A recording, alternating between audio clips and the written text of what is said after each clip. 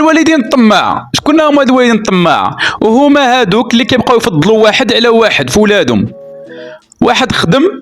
كيعطيهم شي فلوس ولا كيجيب لهم قضيه ولا هادي، هذاك هو الزوين يسولوا فيه ويجدوا له الماكله الزوينه، يعطيوه الحاجه الزوينه. هذاك مسكين اللي مازال ما سالش على الله وما خدامش وجالس تما في الركنه، ولا واحد الانسانه مطلقه ورجعت للدار، ولا هذاك واحد الشوفه ناقصه فيه، شوفه ديال انك راك زايد علينا. والاخر كيحس بحال انه راه واحد مالك في الدار، هو كدا الحويجات ديالهم مصبنين مقادين، التعامل زوين، الهضره بصوت ناقص، ومع الاخر اللي جالس في الدار ولا الاخرى غوت وكدا وانتيا وهادي. هنا داك الانسان مسكين اللي ما خدامش وجالس وهادي كتزيد تحرقه، هو اصلا محروق من عند الله، محروق عا بوحدو،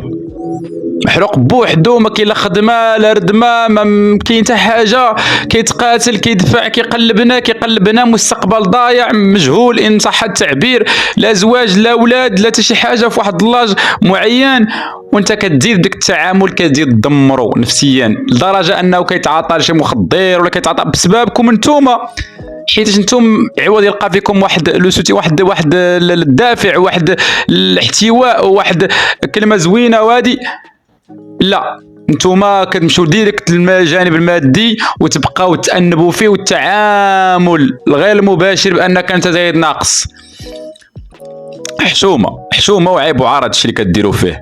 راه حتى هو ما كراش يخدم، حتى هو ما كراش يكون عنده فلوس بزاف ويبقى يعطيكم نتوما كل نهار باكيه ديال الفلوس، ولكن الله غالب ما لقاش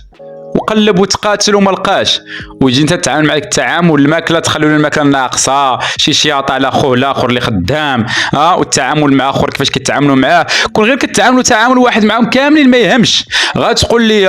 ورا الكوتش راه كاين الفقر وكذا، وواحد جالس في الدار ماشي بحال واحد كيصرف. اسمح لي هذيك راه ولادك، راه ماشي كرايه عندك في الدار، راه ولادك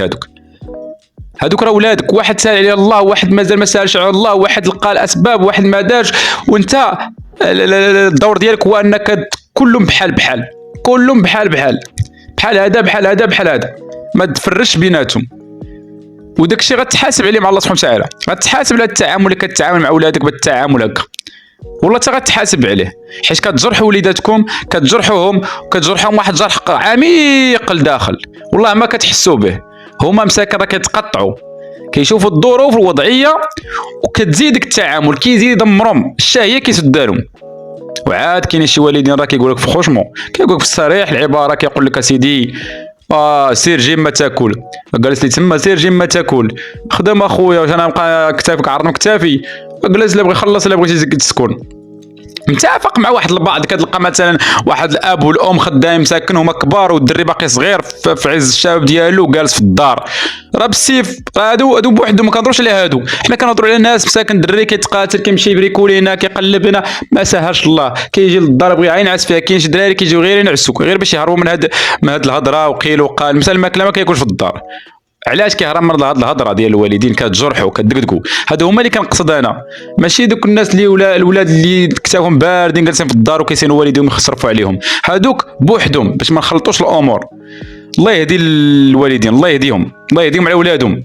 والله يسمح للوالدين من ولادهم، حيتاش كاينين جوج، الله يسمح للوليدات من والديهم، وكاين الله يسمح للوالدين من والديهم، راه ماشي ديما غير الوليدات اللي غالطين.